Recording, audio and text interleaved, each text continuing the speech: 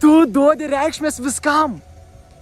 Tu pasirenki, ką dalykai tau reiškia. Jeigu aš dabar duočiau kažkokį žodį arba kažkokį daiktą tau, kur tu niekad nesimatys arba mačiasi, niekad nesičiupinėjus arba čiupinėjus, ans neegzistau tau gyvenimį, tau visiškai ans nežina, ko ans reiškia. Kaip ans tavi versti jaustis dabar? Niekaip, nes ans neturi jokios reikšmės.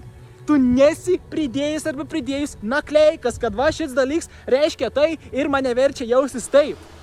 Tu duodi reikšmės viskam.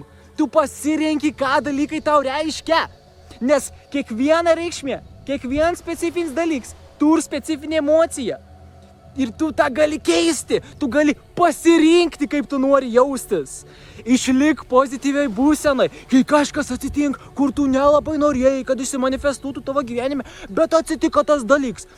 Pažiūrėk, ką ant tau reiškia. Paklausk, kuom aš dabar turėčiau tikėti, kad man šis dalyks reikštų tai.